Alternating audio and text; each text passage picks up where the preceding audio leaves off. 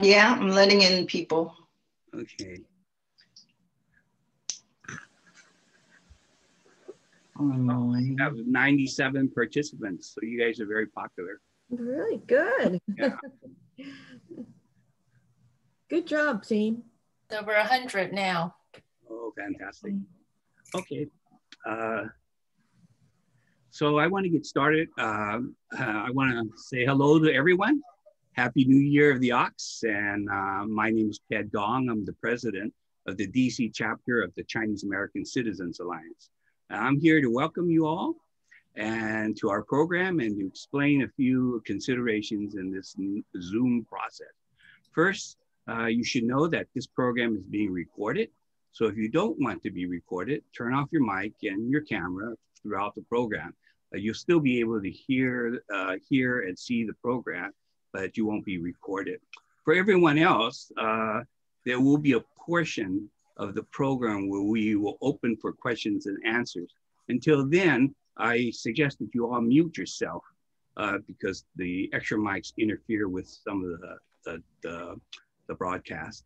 However, I do encourage you to use the chat box that's at the bottom over there. Greet everyone in the audience or pass a note to a friend and acquaintances. You could do that individually or you could do that as a group. Sonia will be also monitoring the chatter in the chat box, and she will bring up questions during the Q&A sessions, or you can too through the chat box or by raising your virtual hand. Finally, stay around after the formal program is over. You have a period where you can escape, but we're going to hang on. We're going to have a hangout time, and that would be about 15 or 30 minutes in which you guys just unmute yourself and gab away. And like I said, we'll keep that for 15, 30 minutes, very informal. Even for now, I want to start the program with the presentation of the colors and the national anthem. Immediately afterwards, we have the honor of having Ben de Guzman from the DC Mayor's Office of the Asian Pacific Islander Americans Affairs. He will read a greeting and congratulations from the Honorable Mayor, Mayor Bowser. Immediately after Ben, Susan Lee, State Senator Susan Lee, who represents Maryland's District 16, will make remarks. She will be with her mother, which is really wonderful to have you two with us. Roberta Chu would then come on after the senator, and she's with the Chinese American Citizens Alliance, and she will guide us through the rest of the program. So Sonia and all, please honor our colors and our national anthem, and let's start.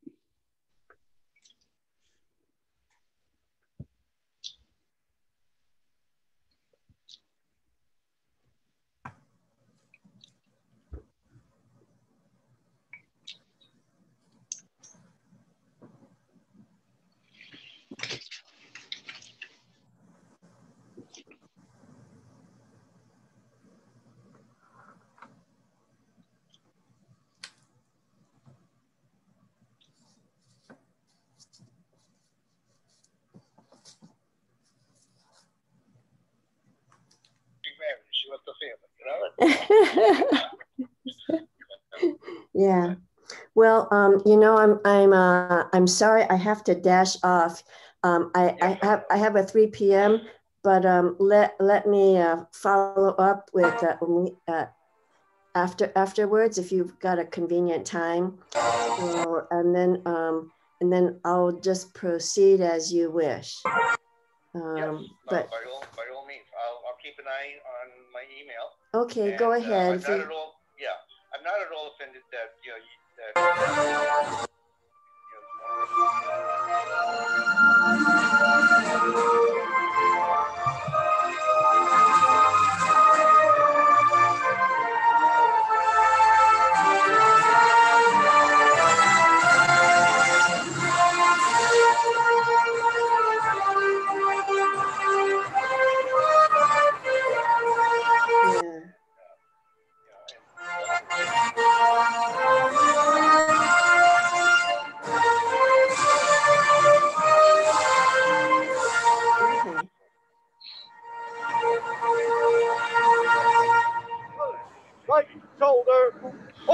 Sure, John.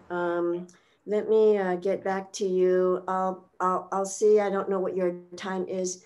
Maybe later in the day, or maybe tomorrow early in the day. Can everyone mute I'll give themselves? you. Yeah, you know, you can always text me. Okay. Can, 619 area code number.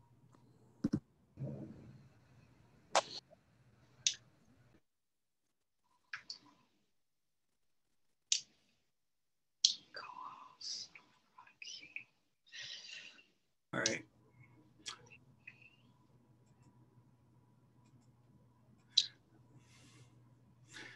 And now we have Ben from the mayor's office. Yes, good evening, everybody. Thank you for having me here. On behalf of Mayor Muriel Bowser, I'm honored to join you here tonight.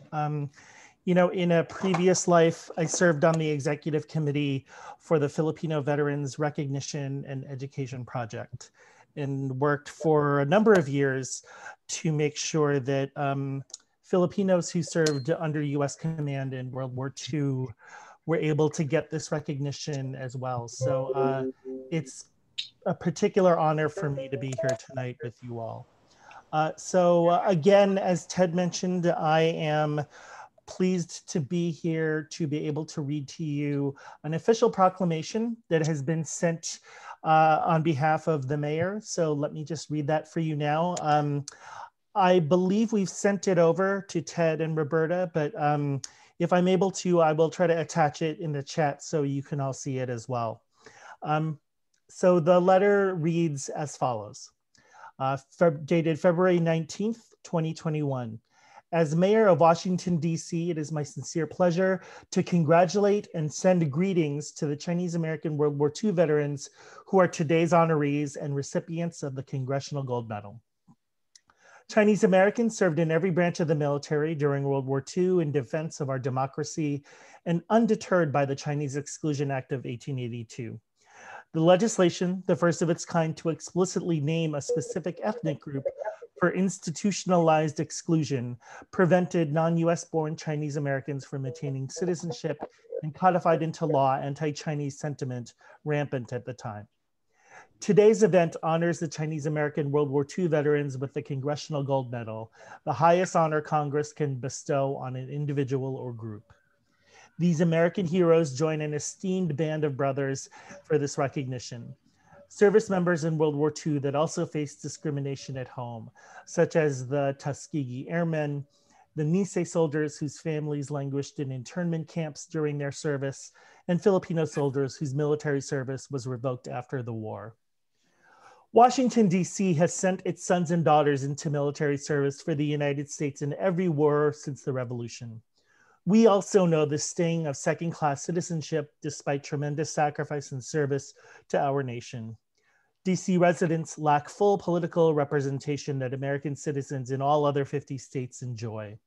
It is with a sense of empathy and profound pride that I officially congratulate on behalf of a grateful nation these Chinese American World War II veterans, today's recipients of the Congressional Gold Medal. With sincere thanks from all 712,000 residents of Washington, D.C., we are deeply appreciative of your service. Signed, Muriel Bowser, Mayor, Washington, D.C.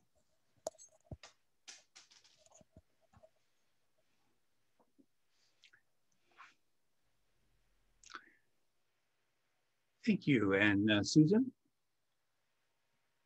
you are on mute. Okay, can you hear me now, everybody?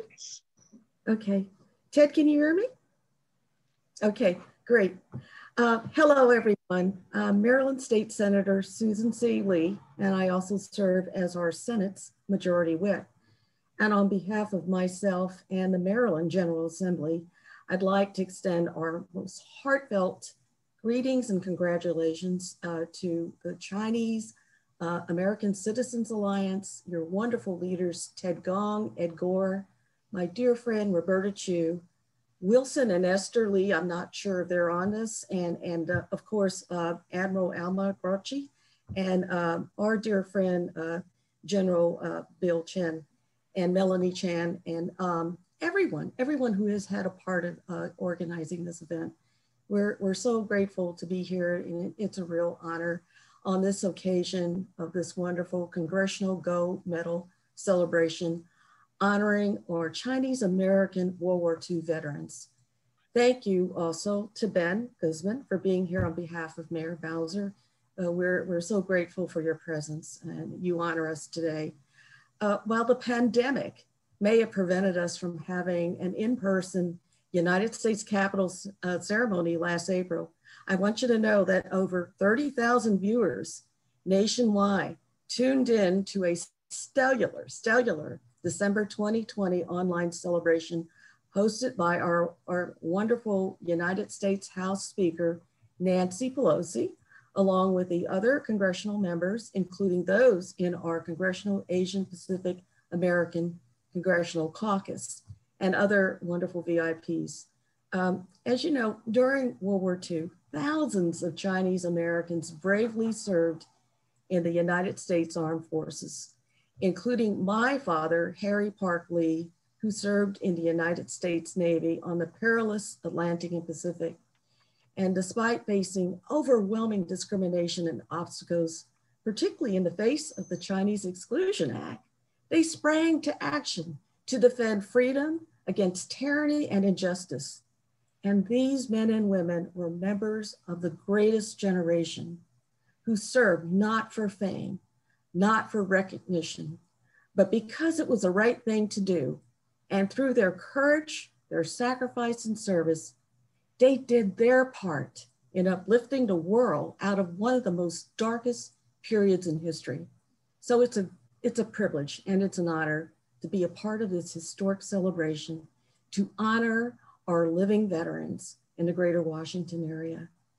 They will be presented today with the Congressional Gold Medal, the highest civilian honor the United States Congress can bestow. And I'd like to acknowledge the 140 families of our World War II veterans who reside also in the Washington, D.C. area. Some, of course, who are my constituents. And I hope they'll be able to participate today.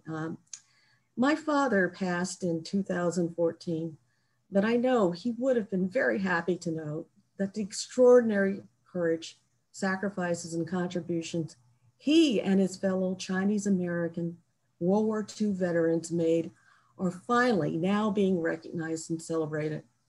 And on behalf of my family and all the families of the veterans, I thank the Chinese American Citizens Alliance and all the organizations and all the leaders who are here today who've made this day happen and this celebration happen. My mother, Mi Yi Lee, has also joined our ceremony, and she'd like to share just a brief account of my father's story. But I'm also here joined by my uncle who lives in Piedmont, California, Dr. Thomas Lee, who is a Vietnam War veteran. He was in the United States Navy, and now he's a retired oncologist in California enjoying his life. So everybody proudly served. Now I'd like to turn it over to my wonderful mother, Mi Yi Lee, to tell you a little bit about my father's story. Thank you, everyone.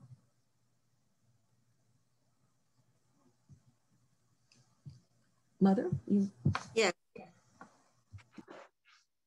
Can you hear me now?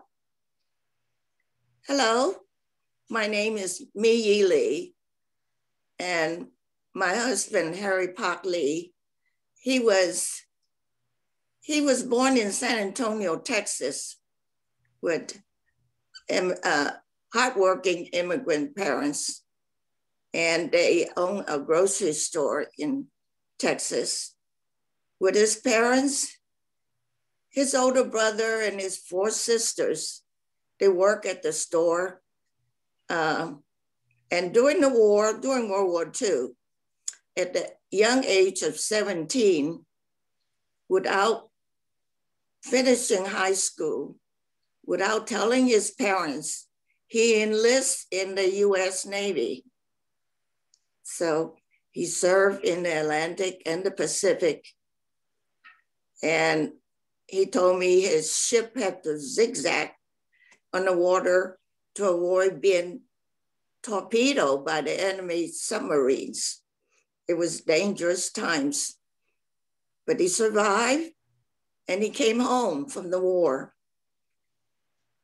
because he had never left Texas before the war. The war took him to so many places and it opened his eyes. And he came home, he wanted to change the world. So he used his GI Bill to go to college. And he earned a master's degree in social work. And he met me and we were married. And we were married for 64 years. And we raised 3 daughters.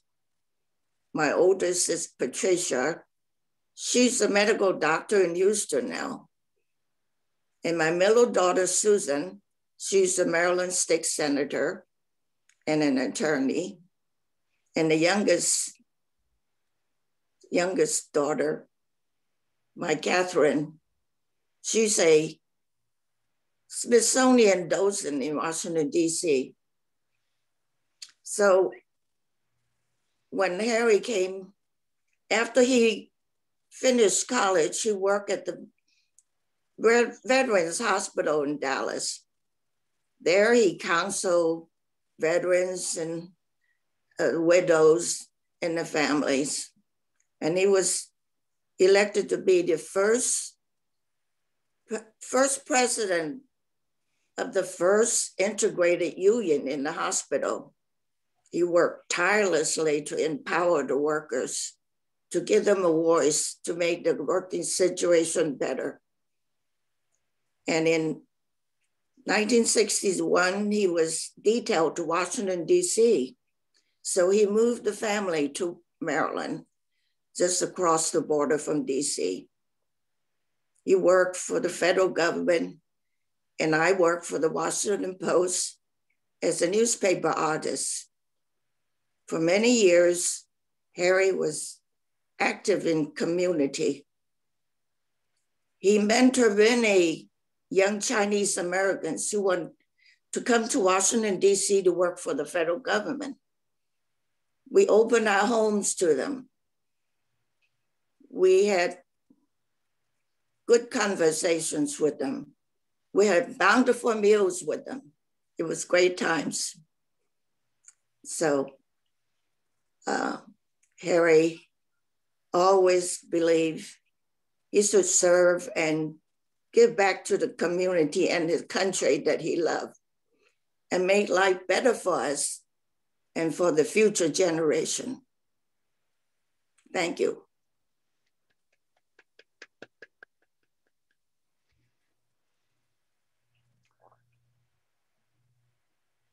Roberta, you have to unmute. Thank you, Mrs. Lee.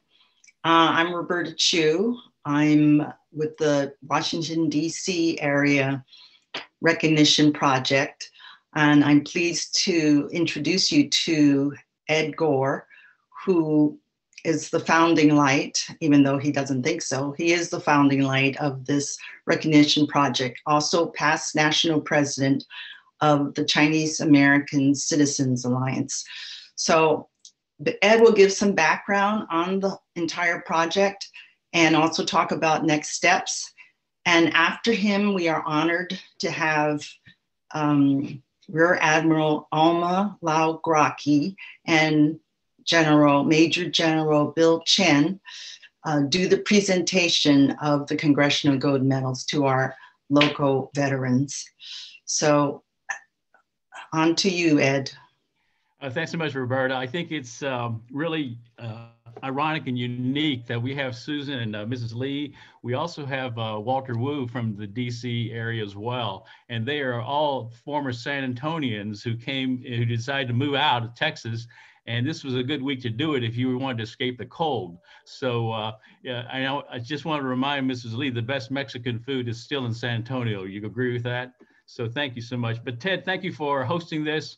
And thank you also, Roberta and Evelyn, for you guys putting this entire thing together. I think it's really, as Susan was just saying a minute ago, it's interesting that because of the pandemic, we've had to kind of resort to different ways to do things. And of course, this is where the great technology has come about to help us out.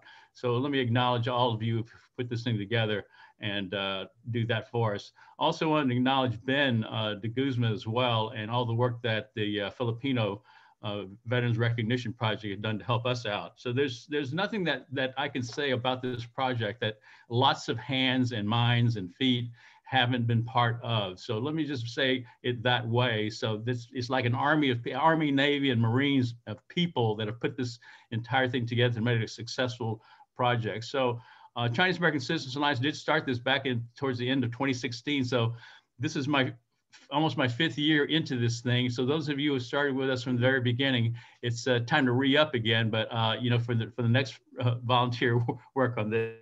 But let me just take a couple of minutes to talk about what today means to the 7 people who we're going to be recognizing today.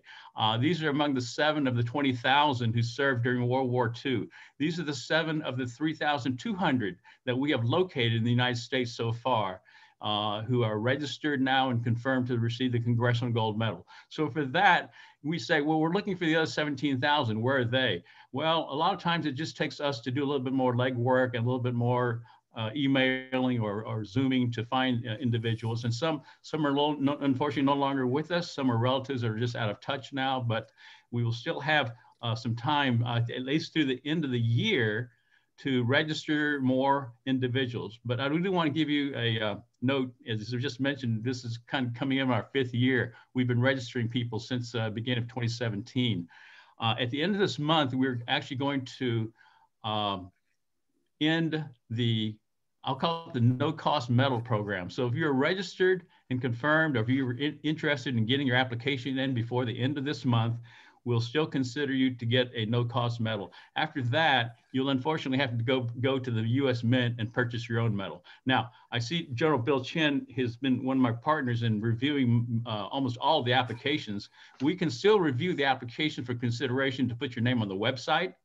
So if you go to our website, it's CAWW2.org, and you'll see a listing of over 3,000 names who have already been registered and confirmed in all branches of service. And so those of you who have seen our medal so far, I am not an artistic person, but even I can look at those medals on both sides and hope you'll agree that it is one of the most beautiful medals that you'll ever see. And it encompasses the whole story of what we've been trying to say to everyone about the service, the sacrifice, the commitment of our World War II veterans who served in that period of time, many of whom just went unnoticed for the most part until the last several years. And I just want to say how important it is for people like me, Lee, and for other veteran families to step forward and talk about your story. If someone asks you to share your story, don't shun them away like you kid your kids when they were growing up. This is your time to talk about yourselves. This is your time to tell us what you know, because other than that, I would say you'd be missing out on letting your children, but especially your grandchildren, your great-grandchildren, of knowing what they did, what you did, to further the story along, because the whole success of what you did is not just serving in the armed forces, it is actually what you did after you served and came to make a life here in the United States and to make our country a better country. So if you take that to heart, you as a veteran family need to continue to have this story. And so I know Andrew later will be talking about how you can participate in that effort.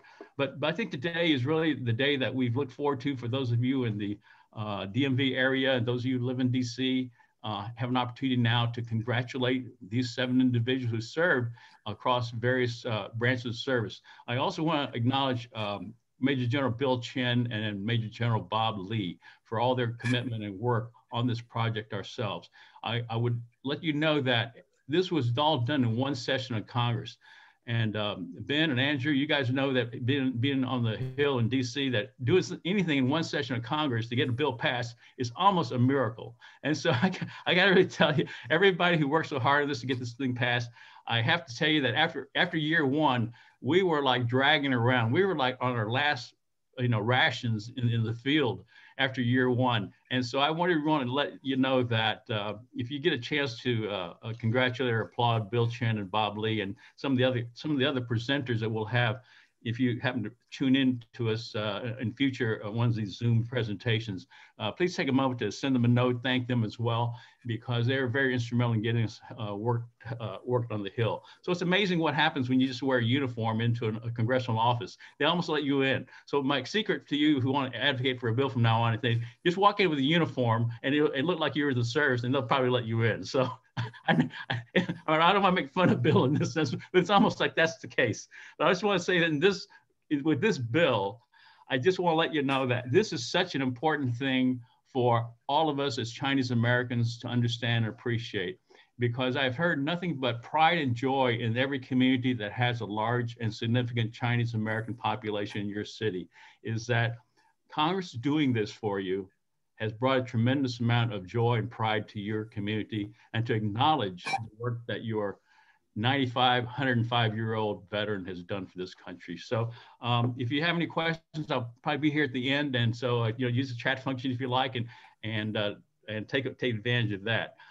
With that, let me go ahead and introduce one of the individuals that's helped us also on the Hill. I walked with Alma a couple of times on the Hill. So Rear Admiral Alma Grocki, please take this moment and let's get this celebration started. Thank you very much. Thank you also for allowing me the opportunity to be involved in this special ceremony. My father was also a World War II veteran, and it's so wonderful to be able to honor and recognize these World War II vets and the greatest generation, because that's my heritage. So let me begin. The U.S. World War II Merchant Marine Fleet provided critical logistical support to the war effort, carrying personnel, supplies, and equipment, which allowed the Allies military forces to do what they needed to do. It is a little known fact that the wartime Merchant Marine Fleet suffered the highest percentage of war-related deaths than any other US service. One of the merchant mariners who survived is with us here today. I am pleased and very honored to present this Congressional Gold Medal to Merchant Marine Third Mate David W. Leo. At 18 years old, David joined the Merchant Marines in 1941. His duties ranged from second cook to acting second mate. Early in his career, he served on oil tankers. One of those tankers, the E.M. Clark, was sunk by torpedoes off the coast of North Carolina in March 1942. After attending officer training, David served on freighters.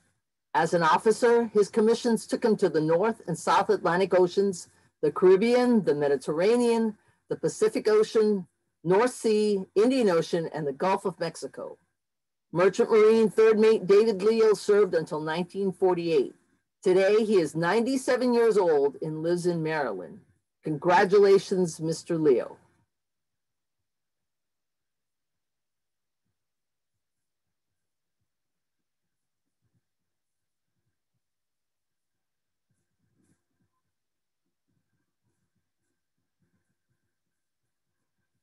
I am pleased and very honored to present this Congressional Gold Medal to Navy radioman Lindy Leo. Lindy Ringling Leo was named after Charles Lindbergh and the Ringling brothers. Lindy served in the U.S. Navy from 1946 to 1949 aboard the cargo ship USS Yancey. The Yancey sailed through the Panama Canal to West Coast naval supply depots for supplies and unloaded Naval Battalion Construction Sailor Seabees. The USS Yancey also joined Admiral Richard Byrd's Task Force 68 and the U.S. Navy Antarctic Expedition. Homebound trips to offload the Seabees resulted in port visits to New Zealand, Samoa, and Hawaii, as well as Tsingtao, China. In 1949, Lindy received an honorable discharge, then worked for the U.S. Navy Telecommunications Command Headquarters for 35 years, and then the Washington Bureau of Newsweek magazine for 10 years. Lindy, age 92, has been married to Helen Yick for 67 years. Both natives of Washington, D.C., they currently reside in Silver Spring, Maryland, and have 6 children, 16 grandchildren, and 3 great-grandchildren. They are lifelong members of the Chinese Community Church of Washington, D.C. Congratulations, Mr. Leo. Congratulations, Dad. Here's your medal. Well, thank you, Jerry.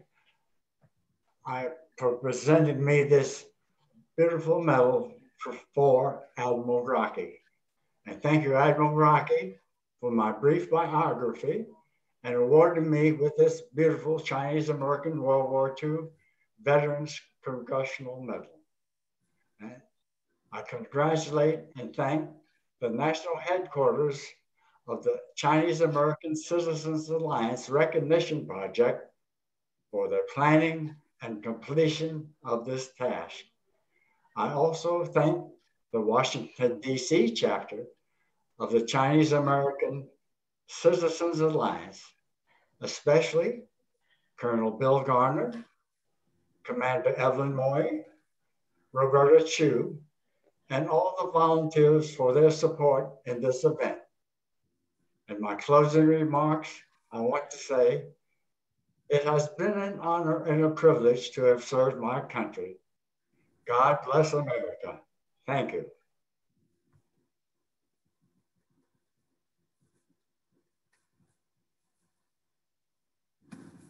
I am pleased and very honored to present this Congressional Gold Medal to you, Luther C. Chien, for your service during World War II as a fireman second class and electrician aboard the USS Portland, which was part of the Atlantic Fleet responsible for guarding the shipping channels between the US and Great Britain, and later for evacuating US troops from Cherbourg, France.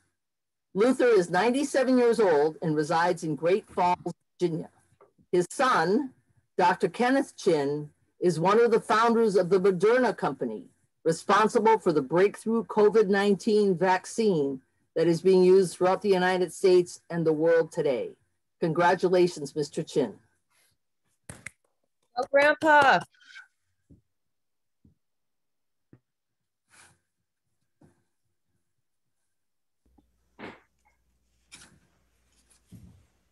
What happened? Well, there's the Class Fireman Luther C. Chen, I present this Congressional Medal to you for your service to your country during World War II aboard the USS Portland. Congratulations. Thank you. It's a great honor to receive the Congressional Medal. I've always been grateful to the United States for the scholarship that I received from Harvard.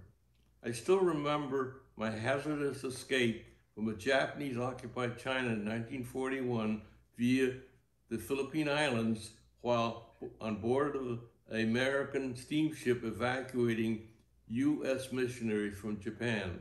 Our ship took a circuitous route before arriving in Pearl Harbor the day after the devastating and horrific Japanese attack. After school, I decided it was my duty to join the U.S. Navy to fight the enemies of my newly adopted country. I was trained at U.S. Navy boot camp in Geneva, New York, and later assigned as fireman third class on the USS Portland cruiser. However, my greatest achievement during my Navy service was becoming a naturalized U.S. citizen. I was honorably discharged from the U.S. Navy as fireman second class, and years later, I became the senior vice commander of American Legion Post number 49 in Pittman, New Jersey. Thank you again. Congratulations, Luther. Go, Grandpa. Thank you. Say anything, guys? I am pleased and very honored to present the Congressional Gold Medal to Austin Carroll Wah. Austin was inducted into the U.S. Navy on December 7, 1943, 2 years to the day of the Japanese attack on Pearl Harbor. Austin completed his basic training in Norfolk, Virginia. He was assigned to the USS Breeze, performing minesweeping operations in the Pacific. Austin participated in the Battle of Okinawa, which started in April 1945 and was the largest amphibious assault in the Pacific theater. The USS Breeze led the US fleet in an attempt to clear the sea of mines in advance of the planned land invasion of Japan. Austin and his shipmates were among the first to encounter Japanese kamikazes on a daily basis. Actively scanning the skies of the Japanese warplanes, Austin recounts seeing one particular Japanese plane flying very low, barely above the water, heading rapidly towards his ship.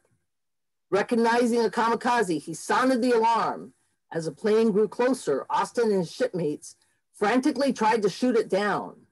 In mere moments before the plane was about to strike the ship, Austin suddenly saw its wing tilt downward, hit the water, and disappear into the Pacific. The ship and crew were spared that day. Excuse me. Another time, Austin was on a ship's bridge, exposed to the full force of the typhoon, as his job as before was to look out for Japanese warplanes in the treacherous weather. Austin and the crew felt completely helpless against the power of the typhoon. He remembers wedging himself into a niche on the bridge, which no doubt saved him from being swept overboard. He will always remember being alternatively high on the top of the waves and then plunging deep behind 100-foot walls of water.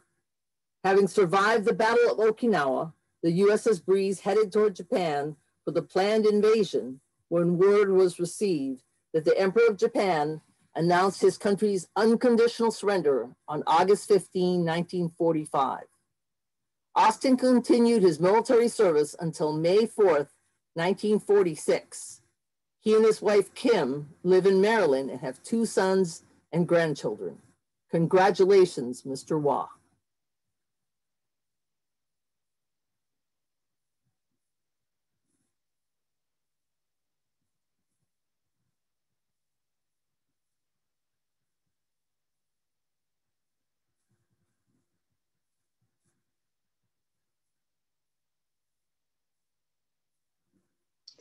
Sonia, do you have the clip? One.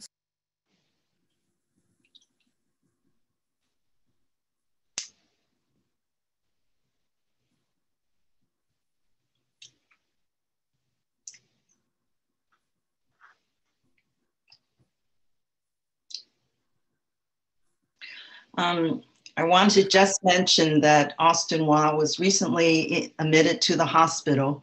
So we hope very much for his well-being and wish his family well.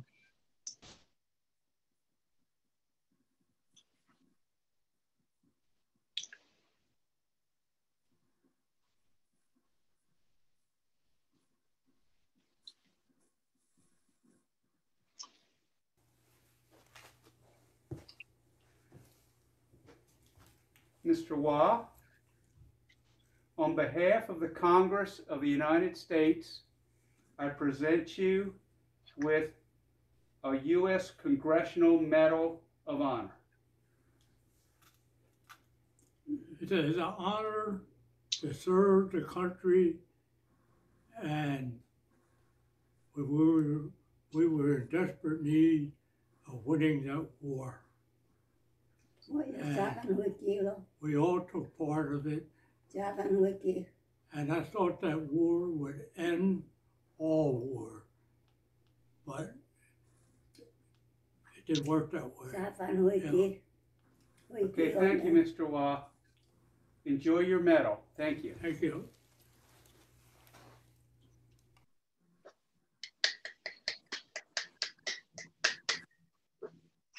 Thank you. Next, we have Major General Bill Chen to present the Army Awards. Unmute, unmute. Bill, unmute yourself.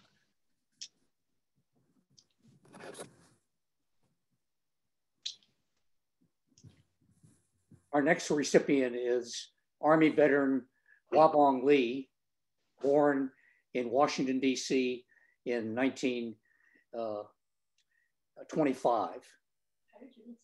In 1945, at the age of 20, he was drafted and was sent to Germany to control German detainees. He provided support also for the detainees. Then as a corporal, he was assigned to the Third Army in Europe, and then afterwards joined General Patton's Seventh Army in Germany and throughout Europe. He's married, had 2 sons, and now resides in Washington, D.C. Thank you for your service and congratulations with the award of the Congressional Gold Medal. Dad, this Congressional Gold Medal is given to you for your service and sacrifice in World War II in the Army of the 7th Division. Oh, thank you very much.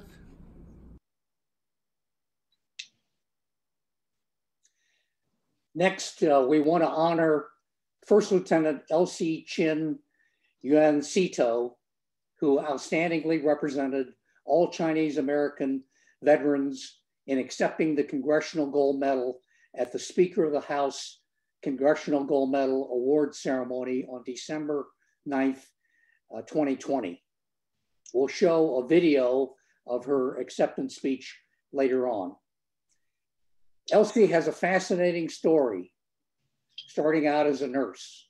She tells her own story in an article that she wrote in our CACA Boston book, Unsung Heroes. She was born in Stockton, California, but when she was 12 years old, her family moved back to China. She graduated from high school in Canton and went to Hong Kong to study nursing. As she was just completing the end of her 3-year program to become a registered nurse, Japan attacked Hong Kong on December 8th, 1941. The Japanese wanted the hospital staff where Elsie worked to stay on, but she didn't want to. She and a few other nurses snuck out of Hong Kong and trekked for months to reach Guiyang in southwest China. There she joined the Chinese Red Cross. By late 1942, she was working at the hospital at Kunming Air Base. She also spent 7 months in India training medics for the Chinese Army. In July 1944, Elsie was commissioned as a 2nd lieutenant in the United States Army Nurse Corps and served for 2 years, becoming a 1st lieutenant. She worked at hospitals in Kunming, Chen, and Shanghai until early 1946 when she returned to the States. She married and had 4 children. Now 102 years old, Elsie has 7 grandchildren and 8 great-grandchildren. We thank you, First Lieutenant Elsie Seetoo, for your service. Let's now view your acceptance video. I would like to thank Speaker Nancy Pelosi for organizing this special ceremony to present the Congressional Gold Medal to the Chinese American veterans of World War II. Also thanks to the members of Congress who were the lead co-sponsors of this bill. Senator Tammy Duckworth, the late Senator Thad Cochran, Senator Marie Hirono, Representative Ted Liu, and former Representative Ed Royce.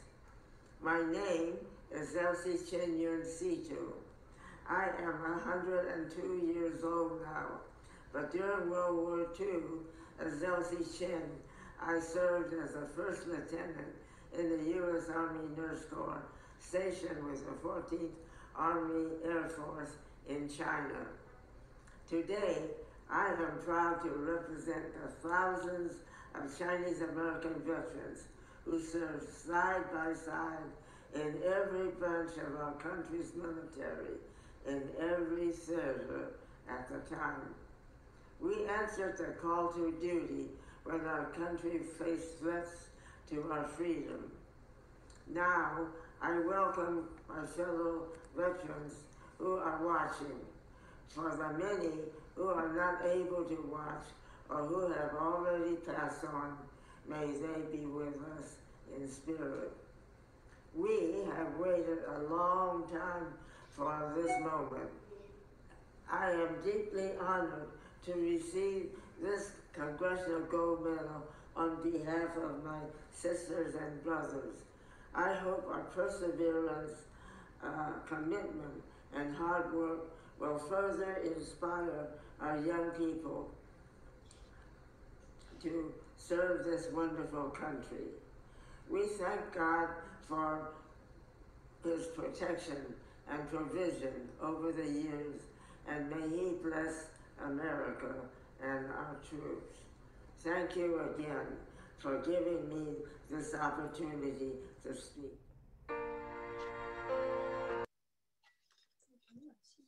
Next, we want to recognize Robert M. Lee, who received his Congressional Gold Medal as part of the Speaker of the House ceremony on December 9th, 2020, from my friend, Major General Garrett Yee. And we're pleased to have Robert with us live today. Robert and his family fled South China after the Japanese invaded Hong Kong in December 1941. Over the course of several months, they kept heading west, barely staying ahead of the occupying Japanese forces. They ended up in Kunming, where the US had an air base, and there 14-year-old Robert enlisted as a private in the 14th Air Force. He claimed he was 16. In 1945, he was sent to Lido, India, where he worked with the US Army Corps of Engineers on building an alternative route to the Burma Road to bring supplies to China. After being discharged in mid-1946, Robert remained in India for several years, working for the Tennessee Valley Authority, building dams in India. In the 1950s, Robert joined the US Foreign Service as a cultural officer. He served in Burma, where he was liaison officer between the American Embassy in Rangoon and the Karen rebels in the north. Robert later worked for 30 years in information technology for the US Senate. Active in the 14th Air Force Association, Robert Lee served as its president for several years. Robert, thank you for your service and congratulations. I enjoyed talking to you when we met about the 14th Air Force and the Flying Tiger aces that we knew, such as Tex Hill, Ed Rector, and Johnny Ellison. And so indeed, that was really great that you had the opportunity to be the president of the 14th Air Force Association. Congratulations. Robert, how are you?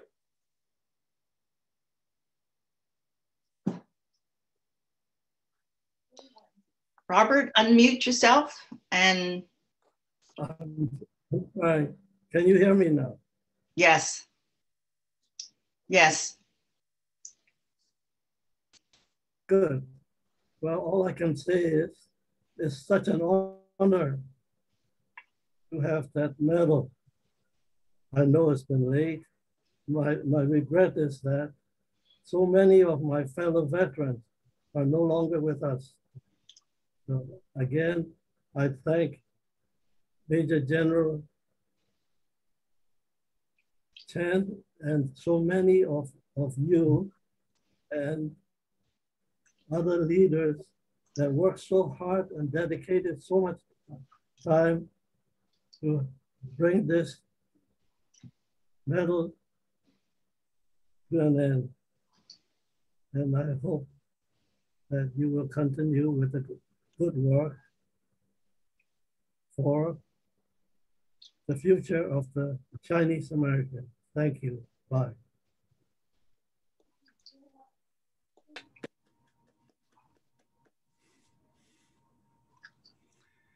Back to you, Roberta. All right, back to Ted. You know, I want to take a moment, maybe all of us can give a virtual hand of applause to all these individuals and all the people who made it possible to get this medal awarded to these people. Can we just have a quick clap? But maybe you can put up your electric hand clap, or you can just go like this. But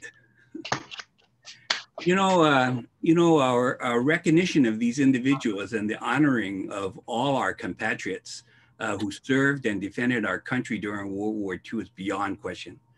What I would like to add to this thought is that this moment and their service has a story arc, to borrow a term that I think General Chen had used in another presentation.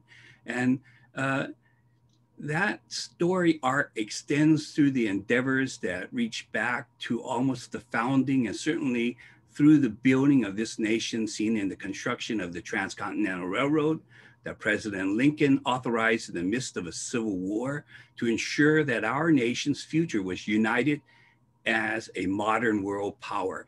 It extends through all the other stories of contributions and sacrifices for country, family, and faith, whether in war or other services, but especially in war.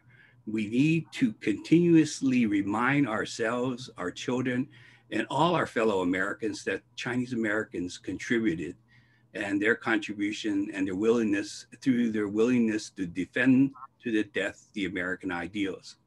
And that is why it's very, it is with a great deal of gratitude that I'm going to introduce Andrew Hubbard.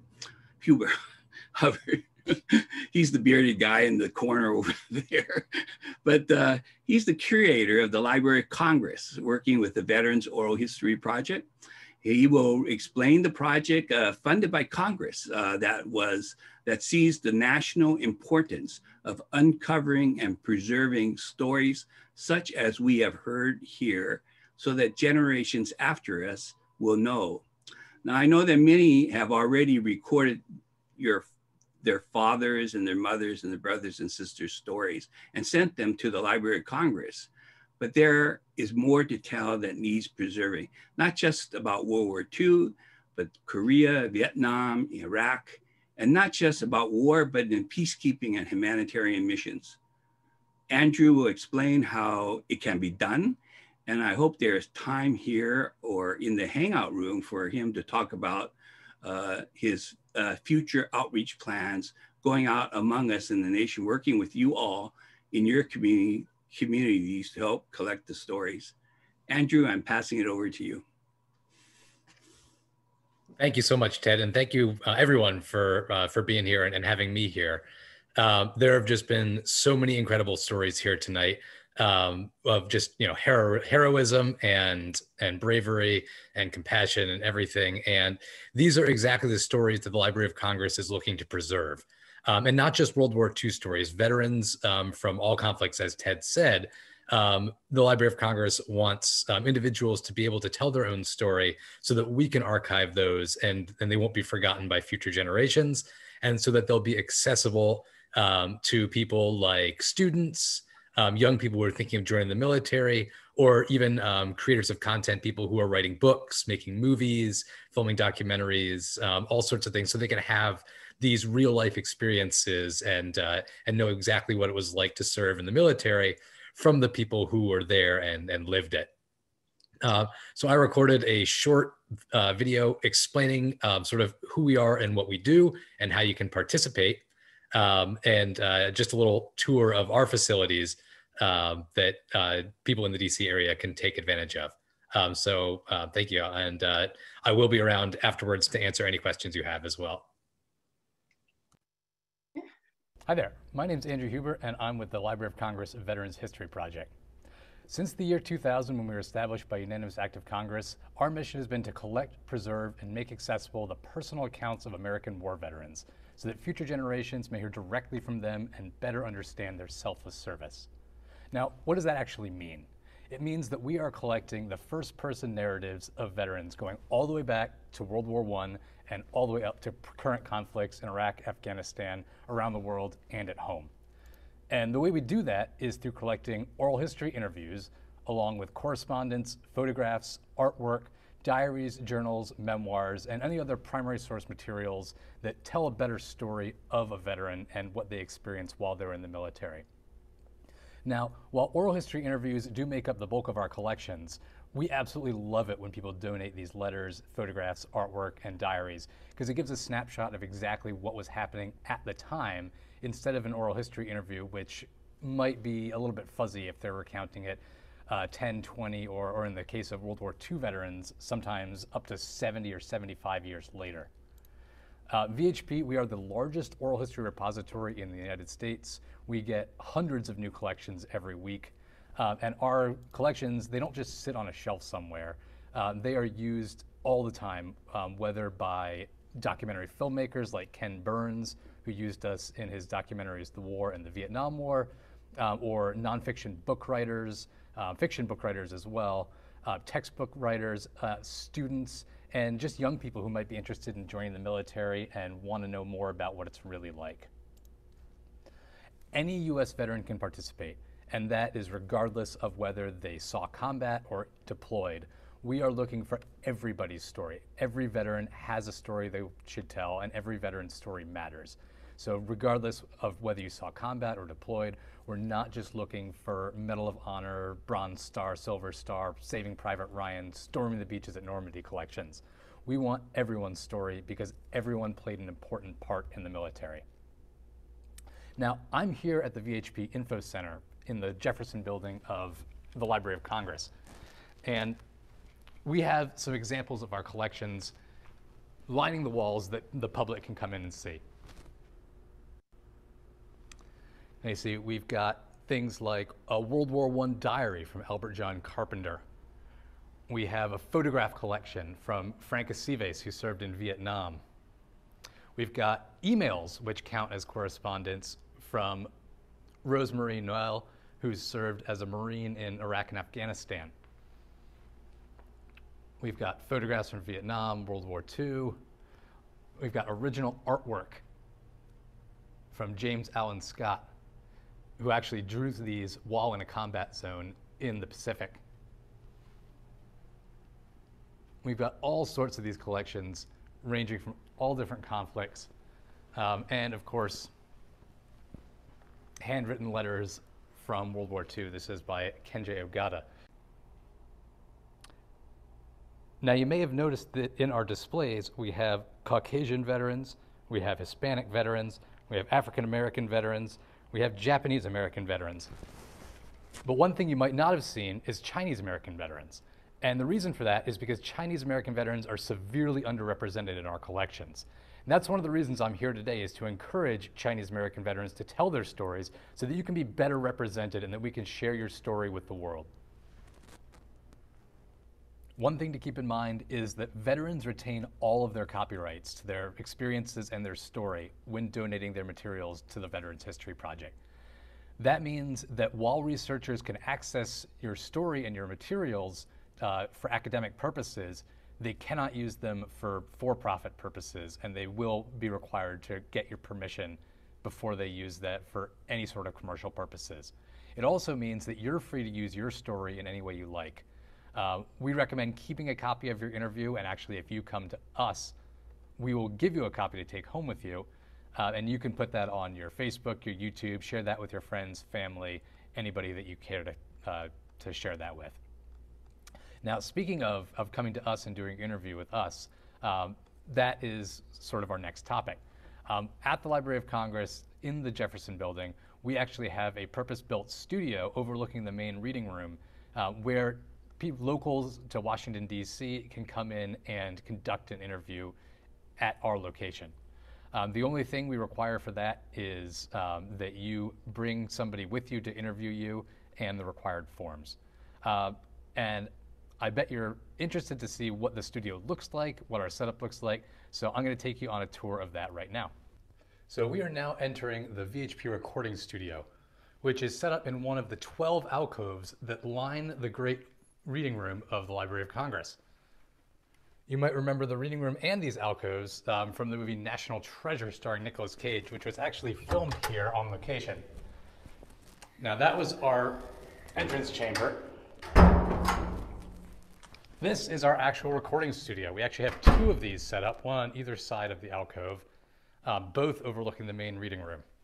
We do have a professional setup with prosumer cameras, external microphones, boom mics, and a full lighting setup to make this look as professional as possible. And of course, you've got that wonderful backdrop of the main reading room behind you. So this is what it will look like when you're sitting down and telling your story. I think it really is a magnificent backdrop and really just a appropriate and somber setting and tone for such an important historical contribution. So we would really hope for you to come in and tell your story. We are happy to set up appointments once the library is taking visitors again. My email is ahub@loc.gov. I am happy to set up appointments in advance for when we start taking visitors again. But also, if you want to do a workshop explaining how to conduct interviews outside of the library for any groups, social clubs, veterans, organizations that you might be a member of who might be interested in this.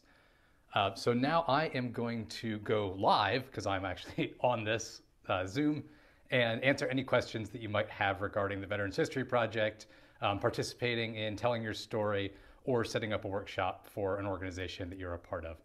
Thank you very much. So I am going live, but I'm not actually going to answer questions right now. But I will stick around after the program to answer any questions that anybody has. I'm just, it's my entire job to help you get set up telling your story, to set up events where other veterans can tell their stories, and to recruit volunteers to help us in our mission. And I really hope you'll participate. So thank you very much for having me, and I will be around if you have any questions. And I'll also put my email in the chat as well. Thank you, Andrew.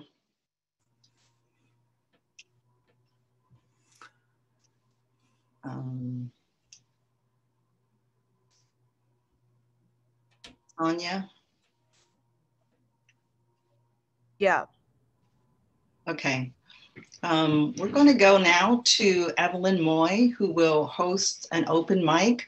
We welcome all veterans if they'd like to say something about themselves or a relative and would like to talk about his service. We appreciate hearing from him. Thank you, Roberta. Hi, everyone. My name is Evelyn Moy, Commander, U.S. Navy, retired. I'm honored to be here with those who advocated and supported this Congressional Gold Medal to honor and recognize the 20,000 plus Chinese American World War II veterans, like my dad who served in the Coast Guard. My dad, Stewart's mate, First Class Mugu Moy, served officers and did their laundry, but he also was trained as a gunner, a loader, and an ammunition passer. So proud of you, Dad. What a legacy. Today, this is a special occasion to be an eyewitness to history as we witness and recognize our living World War II veterans. I want to add my congratulations and say how honored I am to follow in your footsteps. Those of us in uniform look to those who came before us for strength and inspiration. Your sacrifice did not go unnoticed, and we are forever grateful. Thank you, thank you. Now, as Roberta said, this portion of the program is the open mic. She and I will be calling on those here in attendance so that you can come forward and talk about your loved one, past or present, or if you've had military service, or if you would like to say thank you to the living veterans who are in attendance right now. I'd like to call on Grant Moy Jr. First to talk about his father, Dr. Moy. Grant? Thank you, Evelyn. I'm Grant Moy Jr. My dad, Dr. Grant Moy, served as an Army doctor during World War II. He was born in Chicago in 1917, and except for a few years as a teenager studying in China, grew up, went to college and medical school, and married his sweetheart, Betty, in Chicago. While he was studying medicine at the University of Illinois, the United States entered the war after the attack on Pearl Harbor, and medical schools were ordered to accelerate their programs and steer graduates directly into military service. So in 1942, Dad enlisted in the Army, but continued his medical school studies under the Army Specialized Training Program. Upon graduation, he was commissioned a first lieutenant, and the Army supported his medical internship and residency training at Cook County Hospital in Chicago.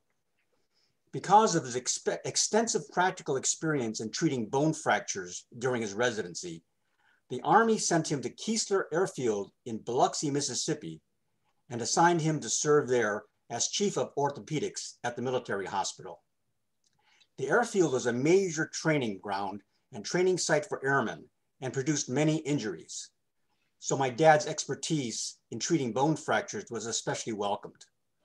While at Keesler, Dad was promoted to the rank of captain, completed his Army service in 1948, and went home to Chicago to complete specialty training in general surgery. Sonia, you can move ahead. There's a picture of Keesler Air Base among the slide collection. There's my mother and my dad. There's Keesler Air Base in Biloxi, Mississippi. That's taken in about 1942. After his service and after his training in general surgery, our family moved to California, where my dad established a surgery practice in San Francisco in 1952. He and a close colleague were the first two Chinese Americans in California to be certified by the American Board of Surgery. In addition to his practice, Dad served as an adjunct professor of surgery at the University of California Medical School and helped found the Chinese Community Health Plan. He retired in 2003 and enjoyed spending time with his 5 children, 9 grandchildren, and 7 great-grandchildren. Sonia, there's a picture of my dad towards the end of the slide set. If you can move forward one more. There's my dad at his 100th birthday party. And Sonia, one more picture. Well, there's my dad. Sadly, Dad passed away peacefully at home in California last month at the age of 103. So thank you all for letting me tell my dad's story and a tribute to him. Thank you. Thank you very much, Grant. And we're so sorry for your loss. We love Dr. Moy, and we were happy that he did see his Congressional Gold Medal. And so we thank him for his service. What a legacy he left for all of us. And now I see in the chat room, we have 2 people who raised their hand. And if you can unmute a person who had their hand raised, and go ahead.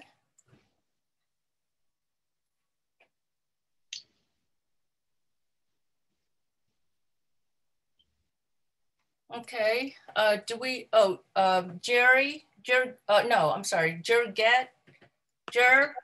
go ahead. Yeah, can you hear me now? Yes, yes, thank you, Jer, for, go ahead, yes.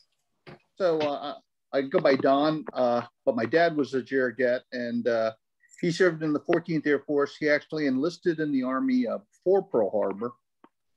Went out to Detroit to learn how to work on P-40s, and he was a tech sergeant in the 14th Air Force, served through the duration.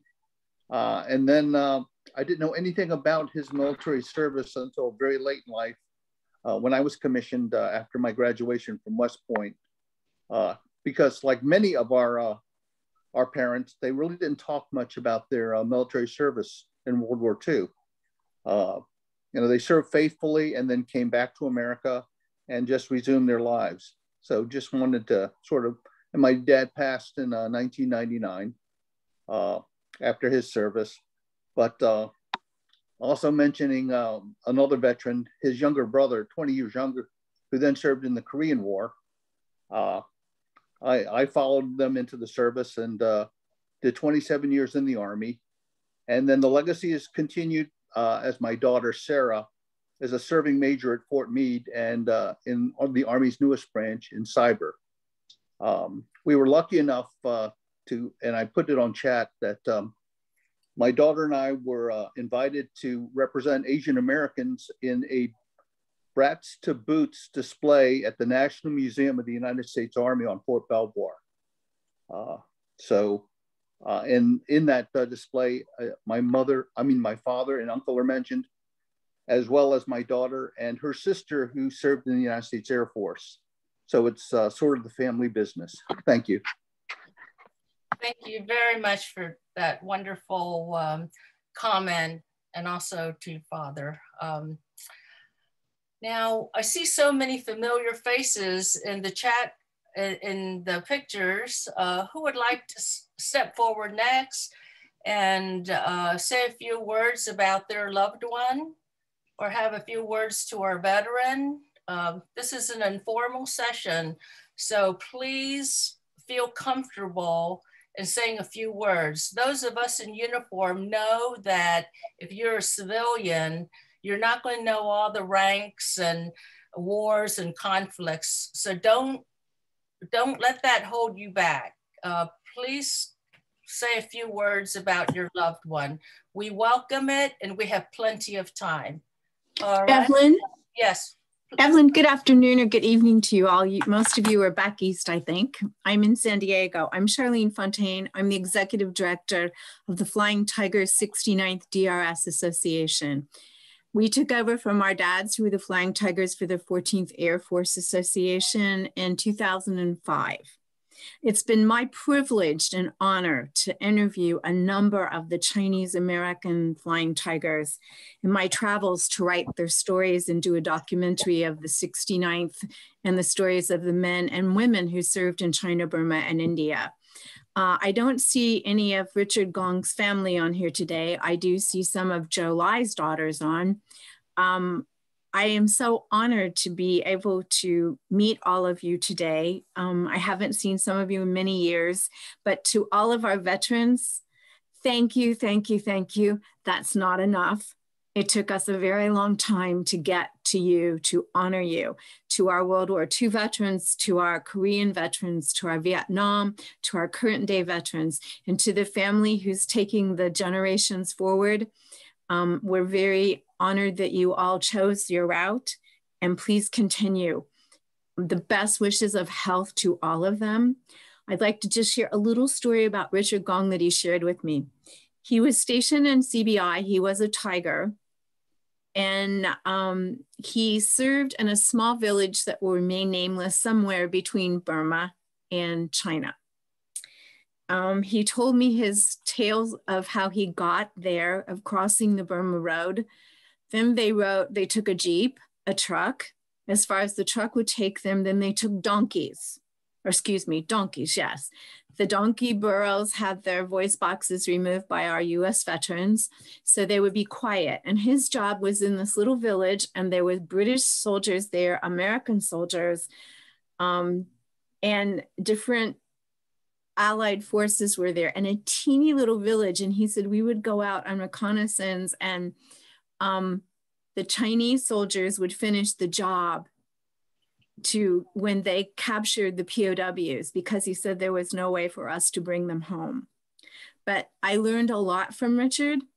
I've learned a lot from all of the men that I've been privileged to interview and their families. So thank you, thank you, thank you. Again, veterans, congratulations and best health to all. I will give this to you. You put your right hand on your left shoulder, your left hand on your right shoulder. It's a way you just laid 2 neural pathways down. You give yourself a big hug. It's called a heart hug. And then you send it out to all of our world and all of our veterans, so they know, and their families, that there are heart hugs. So thank you. Thank you. Thank you, Charlene. That's wonderful. That's very warm and wonderful. I'd like for others to step forward. This is being recorded, and if you'd like to say your father's name or your mother's name or your loved one's name out loud, later on, other people may have heard your loved one's name and may connect with you. So would someone else like to say their father's name or their loved one's name and say a few words? Please step forward. We do have time and we want to recognize all the veterans. Who would like to go next? David Chien, I know we didn't give Luther an opportunity to say more. So if you would like to now, this will be a great opportunity. Okay, my father, who's usually very boisterous, doesn't want to say much of anything, but I know my brother, Chen, who co-founded Moderna, is on. And so I think, he deserves our, salute for that. And I also want to mention my uncle, Horace Eng, who I just talked to my aunt. I thought that she had, put in the paperwork, but we're going to try to get that going because he was a General Wiedemeyer. He was the translator for General Wiedemeyer and General Marshall in Chongqing when they were negotiating with the Chinese Communist Party. And I think the thing that makes a little bit, my father had told me, he actually has a book that he had written. And I kind of forced him to do that because, I wanted to know about his history. And one of the things I think is a little bit different about him that he told me is that he came from China and emigrated over here. So it's a little bit different for him. And when he came over, as he had been mentioned, he came the day after Pearl Harbor. And saw the mess that was there and the destruction and the how sad that situation was, and had told me that after his ship left with all the other immigrants, there were some people that actually they were down below and it was pretty bad smell down there, and people wanted to get up top to get some fresh air, and unfortunately, some Japanese came flying by and the waves came up and it just took some people right off the boat, so it's a shame they didn't quite make it, but I just want to salute those people that actually went through that hard time, like my father. And I don't know, Dad, you want to say anything about about your Harvard days and your MIT days, and what it was like for you in the Navy? Not really. My relatives that are listening are probably in shock that he doesn't want, because he's been telling us about these stories where he used to, being a Chinese American on an American ship with sailors, it was a little bit tough, obviously, and it was a little discriminatory. And the way that the way he told me was that the way he got back at them is he learned how to play. Cards really well. And so he played poker really well. So his way of getting back at them was to take their money. Hey, Evelyn, we're heading toward close to the house. Okay. Thank you very much for the opportunity. Thank you so much. And we're going to have another period in which we have a hangout period in which we're going to be on. So you can continue to share your stories, think about ones that you want to share with us, not just about World War II, but all the other conflicts and all the missions that we've done. So we're going to ask the National President of the Chinese American Citizens Alliance to make some closing remarks first. And Melanie, you need to unmute yourself.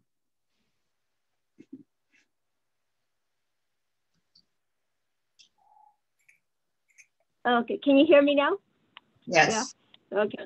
All right, good. Thank you. All righty. It's my honor and pleasure as the National President of the Chinese American Citizens Alliance to really have this opportunity to recognize and express my appreciation and to honor the Chinese American men and women who served during World War II with valor and bravery. CACA has a long history of supporting and honoring our veterans, and many of the World War II veterans were actually members of our leadership. To the veterans, you leave a legacy of dedication and sacrifice to protect the freedoms and liberties that we're all privileged to enjoy today.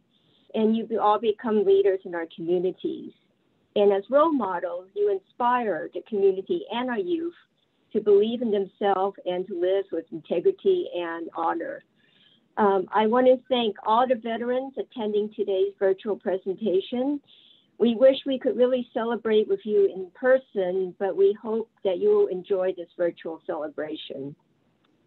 There will be multiple regional presentation events.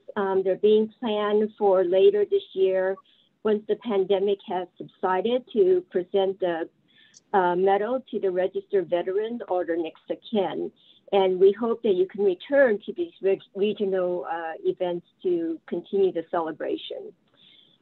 We know that the regionals will be a wonderful and unique event that the families of the veterans will have the opportunity to experience and learn about how the family members served our country during World War II. And this will be our time to recognize, acknowledge, and remember the members of America's greatest generation. I would like to express my gratitude to today's speakers, Susan Lee, Maryland State Senator, Rear Admiral Alma Grocki, Major General William Chen, and Andrew Huber from the Library of Congress with the Veteran History Project for their inspiration and heartfelt words. But most of all, thank you to all the Chinese American veterans, men and women, who proudly answered the call to defend and preserve our freedom and serve our country during war and peace. I am humble and so grateful for your selfless sacrifice and service. And now I will turn it back to Evelyn to continue the open mic portion of the program. Thank you. Thank you very much, Melanie, for those wonderful remarks. And that concludes the formal part of our program. Let's give a big hand to all of our living veterans and thank them right now.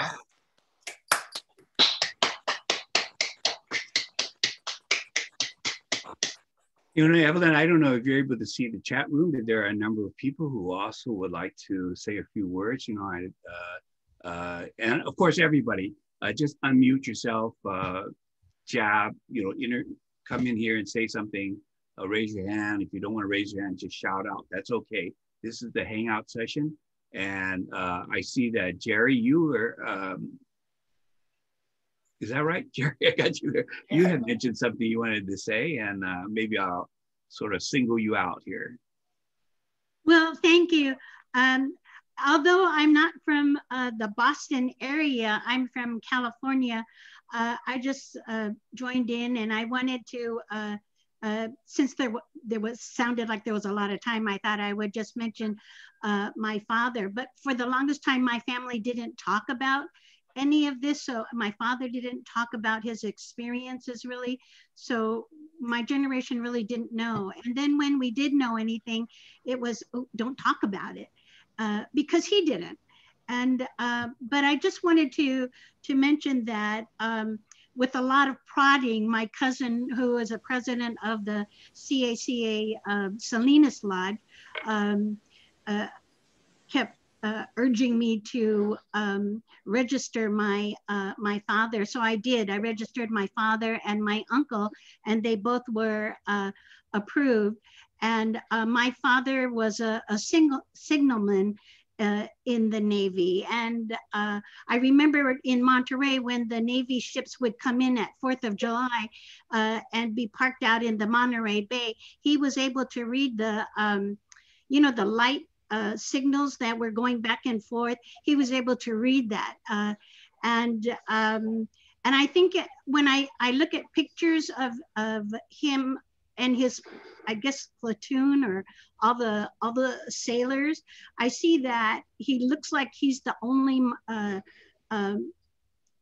minority in the group. So I wonder what it was like for him, because he didn't talk about it. We don't really know during that time. Then for my auntie, she joined the Army, and she was the first Chinese WWII to join from the San Francisco office. And she thought she was going to travel the world, but she ended up in Idaho. And she told me the story that, so she was a cook, and or nutritionist, when the soldiers came who were wounded, when they came back to America, and they came to her her base whatever time of day it was. Then they had to be ready to cook for them. And she said that she remembers that the thing that they really liked the most was fresh milk. I think because they had powdered milk when they were over in Europe fighting, and that was something she remembered, that they all really enjoyed the fresh milk. That's good. Anyway, those are the stories anyway that I remember. Yeah, it's good. Fresh milk, condensed milk, powdered milk. I saw Colin Chu, you had kind of raised your hand, and I'm going to single you out to give you a chance to speak. Great. Can you hear me? Yes. Okay. My father was Harfan Chu, 1157th 14th Air Force in Kunming. Came back with pride. Yesterday was my Uncle Judson Chu's birthday, and his daughter is Congresswoman Judy Chu. Mm. And then I'm glad we're finally getting acknowledgement for all the Chinese Americans that served.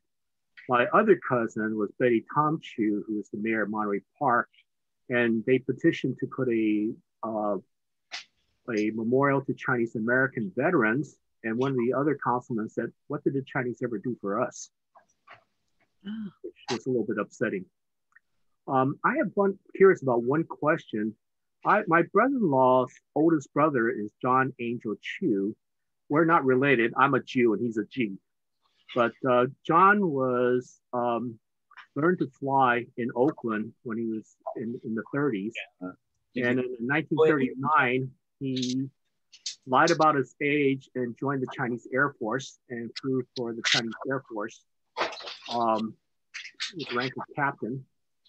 And he's probably one of the very last combat pilots from World War II, and he's a Toisan Doi.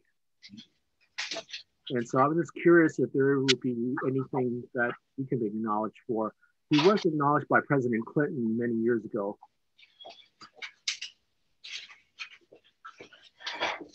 I mean, what you're saying is so important for us because we have to tell the stories. We don't share these stories, uncover them. I think Ed mentioned it too. It is people won't know what it was that we as American citizens did for this country. And you want to, what did the Chinese Americans do for us? And my parents, like Gary was saying, hardly ever spoke about the war. And then it's only later that we find out that there are some notes and things in which he's won awards. But there are other people, remember also that the way to store these stories, to tell the stories is through Veterans History Project, through Oral History Project. There's also questions of where are we going to display the actual gold medal. And it's also might be related with the other gold medals that were awarded for the Filipino veterans or for the other veterans. So that's the topic for discussion if people want to have some suggestions. And also, if you have any questions to Andrew Huber, we could talk about how do you store those stories? How do you tell them? How do you record them? And certainly ask him questions about how that's done. So that's another thing which I think Andrew will be there to talk. While you formulate those questions, I saw that Ben de Guzman, what is this thing about you having twin brothers, or what is this thing about that? Well, my twin brother is here tonight with his wife, who actually her family received a Congressional Gold Medal as well. Her family has served in World War II. So but he was spent 29 years in the Navy, so always very proud of his service. And so, yeah. But it informed the work that I did for Filipino World War II veterans.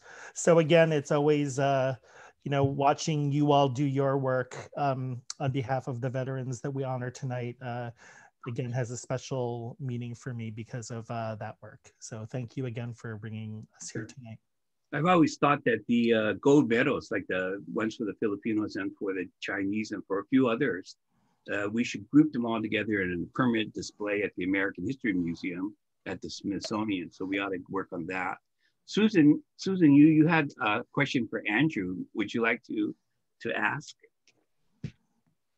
Hi, my name is Susan Yu. I helped out with the reunions for the 14th Air Service Group and the 987 Signal Company. They fought under General Chenault. And every year that they had a reunion, they put out a journal. So there's these two journals, and the head of the group was named, his name escapes me right now, was named Mac Pong. And Mac died a couple years ago, but he made me promise that I would get these journals into the Library of Congress. So, but I had a friend who did work for the Library of Congress, and she said, no, they'll probably just throw them away. So this is my kind of fulfilling for him. But actually, I have been in contact with Nell Calloway, who is General Chenault's granddaughter, and they have the Chenault Museum in Monroe, Louisiana, who Charlene introduced me to. So I am sure that they would take them if the Library of Congress does not want them. So this is my promise to our head to try to fulfill what he wanted years later. So thank you. You're welcome. Thank you, Susan. And so to answer your specific question, I would be glad to take a look and see if it's something we'd accept. We are not going to throw it away. I'll tell you that much. We do have, though, because we are created by congressional mandate, we have very strict rules on what we can and can't accept, and we don't really have a lot of leeway on that. So I'd have to look at it on an individual basis and see if it's something that we can accept. I will say that whether that particular journal qualifies on its own is kind of irrelevant, as long as we can get one veteran from that unit to contribute their story as an oral history, because then we could add that as a supplemental item to their collection. So one way or another, I'm going to find a way that we can get this into our collections and preserve it. I hope you've got my email. If not, it's in the chat or here it's ahub@loc.gov. Send me an email and I will make some time to take a look and let you know what we should do. Okay, and I think we actually have these electronically too. So I could give it to you electronically if that would be more helpful. Oh, perfect. Yeah, that's okay. Very helpful. Right. And also just get in contact with me as well, because I would love to talk to you about arranging interviews at your reunions as well, because I think that might be an interesting thing to do. They stopped in 2013, so they couldn't have the last one was in Oakland, but that was their 66 years of getting together. So that's pretty amazing. Yeah, it really is. And they were wonderful. Andrew, two things. One is, will you repeat the email slowly? And then yes, also the other thing is that you might want to talk about your plans to go about the country, maybe to, if you can get people to help organize things, I think would be willing to go out and actually give workshops, right? Yeah, absolutely. So first of all, sorry, I'm a very fast talker. My email is AHUB, that's Alpha Hotel Uniform Bravo @loc.gov. And thank you, Ted, for reminding me that me and Ted have been talking about plans for a lot of different things, actually. But the one that he specifically is mentioning is we were thinking about doing a tour of the different Chinatowns around the country and setting up events in various ones where we would set up interview stations and veterans could sign up for an appointment to be interviewed locally and then just come down at the appointed time, and there'd be people and cameras there ready for them to give their story. And we just go from town to town to town, collecting all these stories so that people can do it from where they live, which they can already do if they've got somebody who's able to help them record their story and send it in to us, but we want to make it even easier and come to them. That is still very much a possibility. COVID has made it, the timeline on that a little up in the air, but we're absolutely trying to make that happen at some point. And if any of you would be interested in participating, either telling your story, hosting the interviews there, or volunteering to be an interviewer, I would love to hear from you, and we can get all that started. It's great. There are a couple of other people. I see that Evelyn Lee would like to talk about her. Ted, we have Betty Jans, Evelyn Lee, and Calvin Moy lined up. Correct. Yeah. So let's start with. I think Betty Jans was first in line, Ted, if I'm looking at. But any of you, Betty Jans, Calvin Moy, or Evelyn Lee, please go ahead. Hi, how are you? I'm Betty Jans. My father was Charles F. Wong. He entered the service at Fort Meade in Maryland, and he joined in April 25th, 1941. I learned a lot of this after he passed away when I was looking through his papers. He, of course, didn't speak much about the service other than some anecdotes. And one of the the other thing is he was on one of the first troop ships to Pearl Harbor after the attack of Pearl Harbor. And one of the anecdotes he had was that since when he joined the Army, he noted he was a restaurant manager, so they put him in charge of the mess.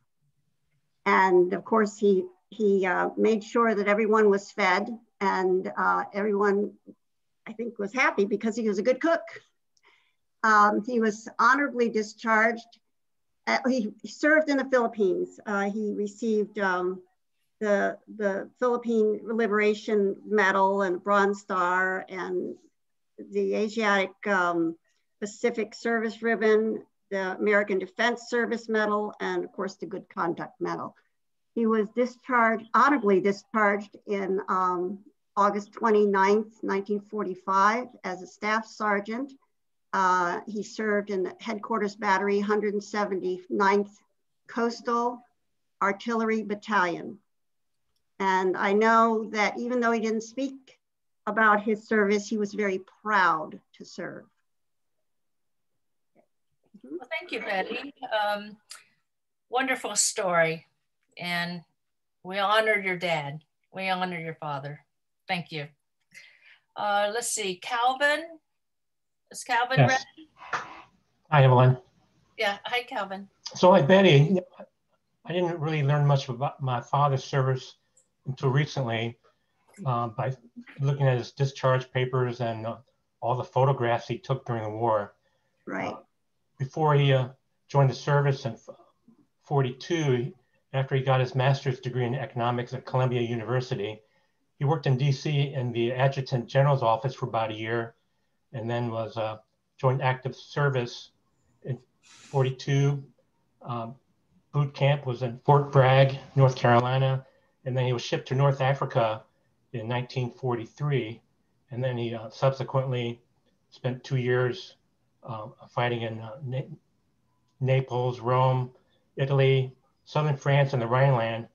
And when the war was over, he came back home in October of 1945. But he was in the 995th Field Artillery Field Battalion, and in some of his personal effects, we came across a document called the Record of Events, and it was amazing. It documented the whole chronology of that 995th Field Artillery Battalion from beginning to end. And some of the comments in there said that that battalion served in the 5th Army, in the 7th Army briefly. And so, like most of you, my dad never said really much about his war service. And it's only recently I started going through and trying to learn about what he did.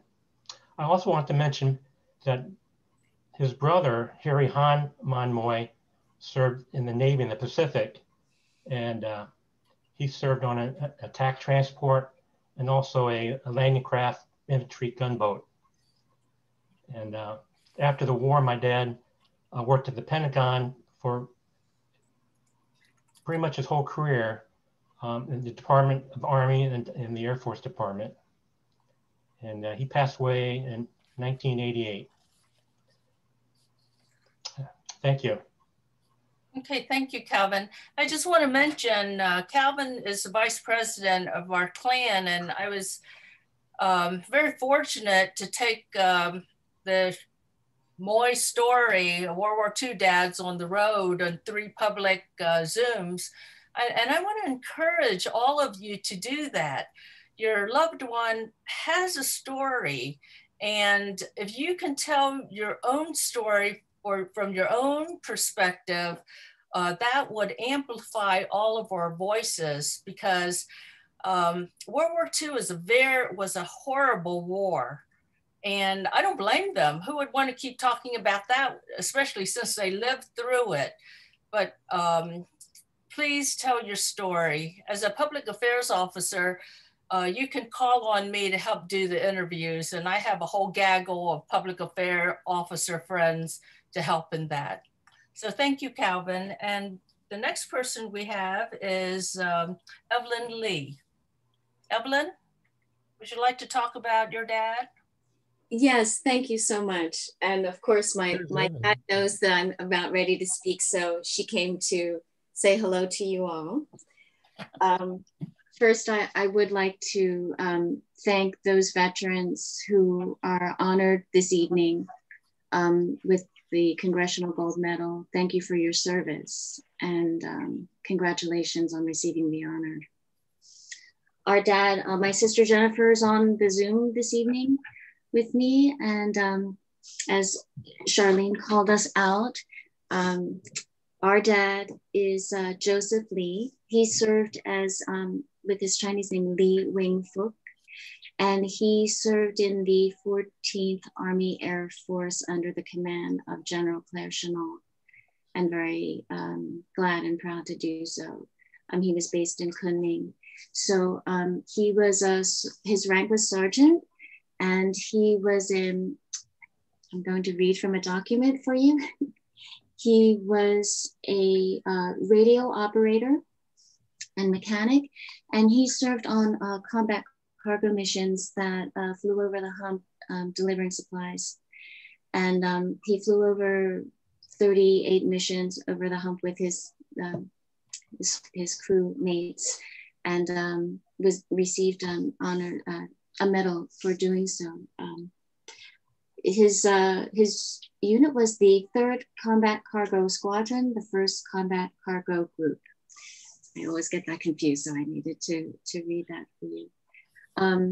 I don't know where Dad did his training. I know that he did the radio, the technical training at Scott Field. And he has said that after graduating the course, his class was going to be deployed, and he was offered a leave, and he took the leave, and the rest of his class was sent to Europe. And when he came back from leave, he was sent to CBI, and that's where he served. Like Geraldine and Calvin and Grant and so many others have spoken, our dad did not talk about his service, though he was and is and remains very proud of his service. I think for those who served, it's a defining experience in their lives. It was very significant to be a part of the war effort, and a part of something that would change the world. So we didn't know anything about it until probably the last 10 years. And we're continuing to learn more through events like these, for which we're grateful, to hear, to learn, to participate. And just a shout out to my dad. He had a birthday on Monday, he turned 98. And we're very happy and proud to wish him a happy birthday. Thank you. Thank you, Evelyn, and happy birthday to your dad. So proud of his service. Thank you very much for that story. Very, very wonderful. We have David Delia, then Betty Hawks, then Rita Moy. David, would you like to talk about your dad, Albert Shu Yun? This is Margaret Delia. David signed on, so okay. he signed on for me, but my name is Margaret Delia, and I'm speaking about my dad. And I had written a book about my parents a few years ago, but my father basically was an illegal immigrant when he came to the US, and he was drafted in the Army in 1943, and he was assigned in Casablanca, where he was a sergeant and a battalion chef. He actually fed all of the servicemen who flew the B-24 bombers and the P-38 fighter escorts. So he met my mother there, and before they married, he had to become an American citizen before he could bring my mother to the US. And so he applied for citizenship and was denied because of his race. But fortunately, his commanding officer went in to fight for him and managed for him to get his American citizenship. And that way he was able to bring my mother to the US. Now, my mother was a war bride, and she was the only Chinese person on the ship coming from Europe who was Chinese, and obviously everybody else was Italian or British. And the Daily Mirror at the time in New York had taken a picture of her. It's too bad I don't have it. Had taken a picture of her. She made the front page. But anyway, I have a couple of pictures. Can I show that? I think. Yes, please. Go ahead. Yes, we'd love to see them. Okay. May or may not be able to see it. Okay. Let's see. Is that working? Hold it closer to the camera. Yes. That's my father. And